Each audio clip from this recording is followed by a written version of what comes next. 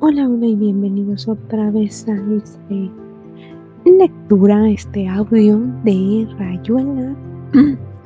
Y la vez pasada tuvieron el placer de escuchar el capítulo 113 y hoy nos invita Cortázar a irnos hasta el capítulo 3.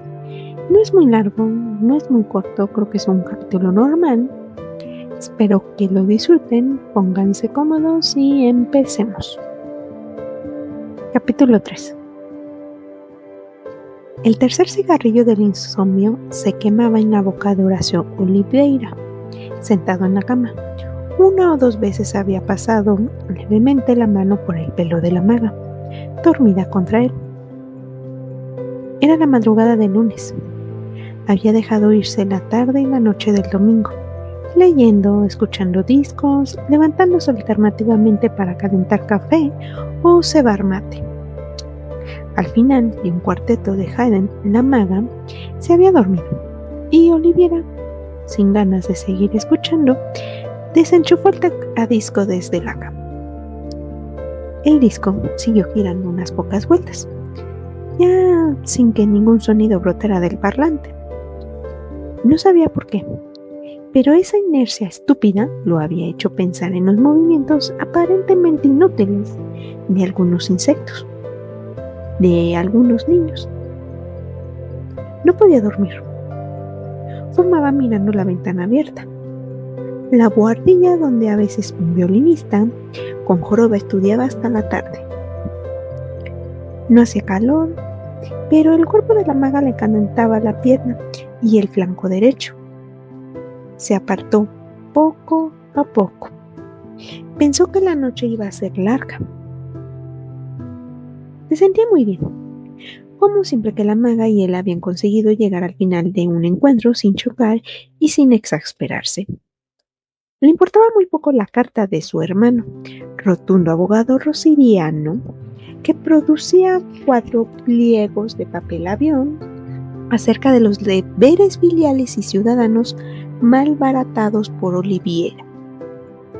La carta era una verdadera delicia y ya la había fijado con scotch tape en la pared para que la saborearan sus amigos. Lo único importante era la confirmación de un envío de dinero por la bolsa negra, que su hermano llamaba delicadamente el comisionista. Oliveira pensó que podría comprar unos libros que andaba queriendo leer y que le daría 3,000 francos a la maga para que hiciese lo que le diera la gana. Probablemente comprar un elefante de felpa de tamaño casi natural para estupefacción de Rocamadour. Por la mañana tendría que ir a lo del viejo Twill y ponerle al día la correspondencia con Latinoamérica. Salir, hacer, poner al día no eran cosas que ayudaran a dormirse. Poner al día, vaya expresión.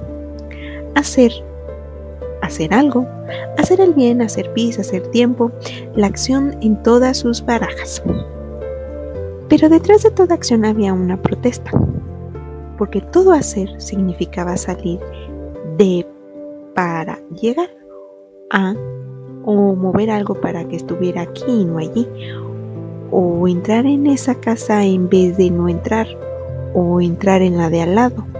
Es decir, que en todo acto había la admisión de una carencia, de algo no hecho todavía, y que era posible hacer. La protesta tácita frente a la continua evidencia de la falta, de la merma, de la parvedad del presente. Creer que la acción podía colmar o que la suma de las acciones podía realmente equivaler a una vida digna de este nombre, era una ilusión de moralista.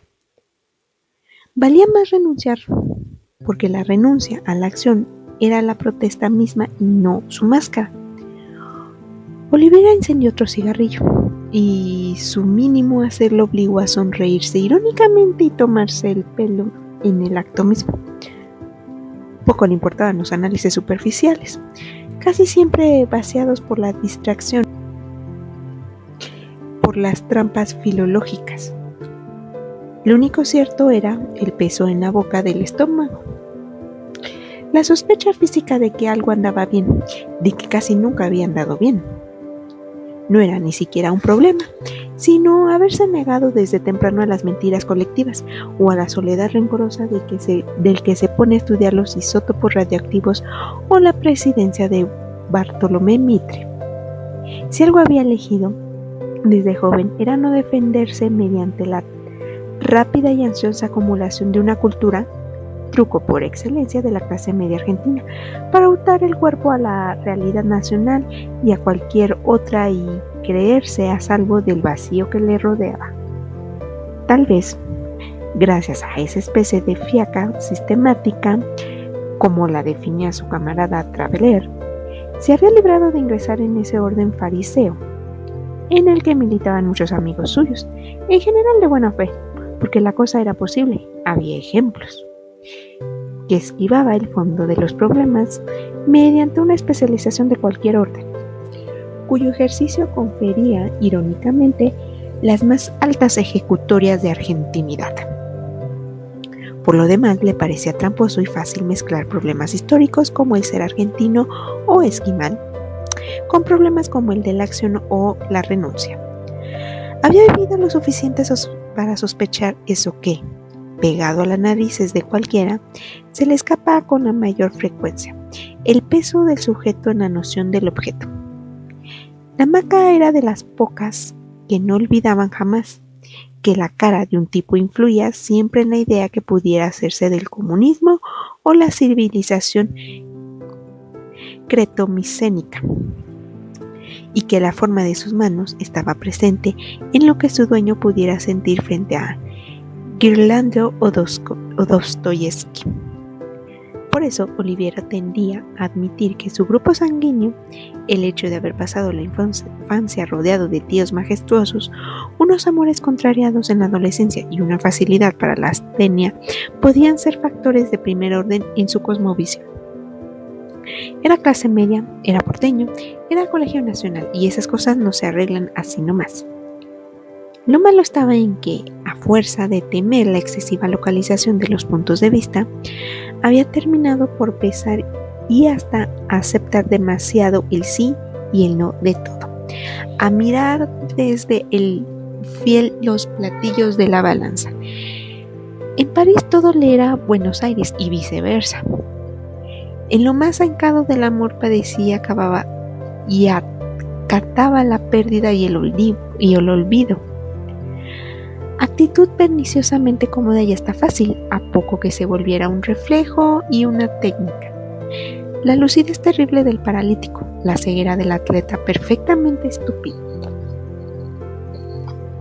Se empieza a andar por la vida con el paso pachorriento del filósofo y del clochard, reduciendo cada vez más los gestos vitales al mero instinto de conservación, al ejercicio de una conciencia más atenta, a no dejarse engañar, a aprender la verdad. Quietismo laico, ataraxia moderada, atenta desatención. Lo importante para Oliviera era asistir sin desmayo al espectáculo de esa parcelación Tupac Amaru, de incurrir en el pobre egocentrismo, criollocentrismo, subcentrismo, cultecentrismo, folclocentrismo, que cotidianamente se proclamaba en torno a él bajo todas las formas posibles. A los 10 años, una tarde de líos y pontificantes homilías histórico-políticas, a la sombra de unos paraísos, había manifestado tímidamente su primera reacción contra tal hispano-italo-argentino. Se lo digo yo, acompañado de un puñetazo rotunda que debía servir de ratificación iracunda. Y él lo dicho yo. Se lo digo yo, carajo. Ese yo había alcanzado a pensar Oliviera qué valor probatorio tenía. El yo de los grandes, ¿qué omnisciencia conjugaba? A los 15 años se había enterado del solo sé que no sé nada. La cicuta concomitante le había parecido inevitable. No se desafía a la gente en esa forma, se lo digo yo. Más tarde le hizo gracia comprobar cómo en las formas superiores de cultura, el peso de las autoridades y las influencias, la confianza que dan las buenas lecturas y la inteligencia, producían también se lo digo yo, finamente disimulado, incluso para el que lo profería. Ahora se sucedían lo siempre he creído. Si de algo estoy seguro, es evidente que casi nunca compensó por una apreciación desapasionada del punto de vista opuesto, como si la especie velara en el individuo para no dejarlo avanzar demasiado por el camino de la tolerancia. La duda inteligente, el vaivén sentimental. En un punto dado nacía el callo, la esclerosis, la definición, o negro o blanco, radical o conservador, homosexual o heterosexual, figurativo o abstracto, San Lorenzo o Boca Junior, carne o verduras, los negocios o la poesía. Y estaba bien, porque la poesía no podía fiarse de tipos como Oliviera. La carta de su hermano era exactamente la expresión de su repulsa. Lo malo de todo esto, pensó, es que desemboca inevitablemente en el anímula, vacula, blandula. ¿Qué hacer? Con esta pregunta empecé a no dormir. Oblong. Cosa facciamo? Las grandes voces de la historia instan a la acción. Hamlet, revenge. Nos vengamos, Hamlet, o tranquilamente Chippendale. Y zapatillas y un buen fuego. El siguió después de todo, elogió escandalosamente a Marta. Es sabido. ¿Das la talla, Arjuna? No podéis negar los valores, rey indeciso. La lucha por la lucha misma, vivir peligrosamente, pensa en Mario el Epicúreo, en Richard Hillard, en Kio, en T.E. Lawrence. Felices los que eligen, los que aceptan ser elegidos, los hermosos héroes, los hermosos santos, los escapistas perfectos. Quizá, ¿por qué no? Pero también podía ser que su punto de vista fuera el de la zorra mirando las uvas. Y también podía ser que tuviese razón, pero una razón mezquina y lamentable, una razón de hormiga contra cigarra. Si la lucidez desembocaba en la inacción, ¿no se volvería sospechosa? ¿No encubría una forma particularmente diabólica de ceguera? La estupidez del héroe militar, que salta con el polvorín, cabra al soldado heroico cubriéndose de gloria, insinuaban quizás una supervisión, un instantáneo asomarse a algo absoluto, fuera de toda conciencia. No se le pide eso a un sargento, frente a lo cual la clarividencia ordinaria, la lucidez de gabinete de 3 de la mañana en la cama y en mitad de un cigarrillo eran menos eficaces que las de un topo. Le habló de todo eso la maga, que se había despertado y se acurrucaba contra el maullando soñolienta. La maga abrió los ojos, se quedó pensando. Vos no podrías, dijo. Vos pensás demasiado antes de hacer nada. Parto del principio de que la reflexión debe preceder a la acción bobalina. Partís del principio, dijo la maga. Qué complicado. Vos sos como un testigo, sos el que va al museo y mira los cuadros. Quiero decir que los cuadros están ahí y vos en el museo, cerca y lejos al mismo tiempo. Yo soy un cuadro, Rocamadour es un cuadro, Etienne es un cuadro, esta pieza es un cuadro. Vos crees que estás en esta pieza, pero no estás. Vos estás mirando la pieza, no estás en la pieza. Esta chica no la dejaría verte a Santo Tomás, dijo Oliviera. ¿Por qué Santo Tomás?, dijo la maga. Es idiota que quería ver para creer. Sí, querida, dijo Oliviera, pensando que en el fondo la maga había invocado al verdadero santo, feliz de ella que pudiera creer sin ver que formaba cuerpo con la duración, el continuo de la vida. Feliz de ella que estaba dentro de la pieza, que tenía derecho a la ciudad en todo lo que tocaba y convivía. Pez río abajo, hoja en el árbol, nube en el cielo, imagen en el poema. Pez, hoja, nube, imagen. Exactamente eso a menos que... Y así termina el capítulo 3 de Rayuela. Espero que les haya gustado. Y pues nada, nos oímos la siguiente lectura en el siguiente capítulo, que será el capítulo 84. Así que desde algún lugar de México, arrivederci.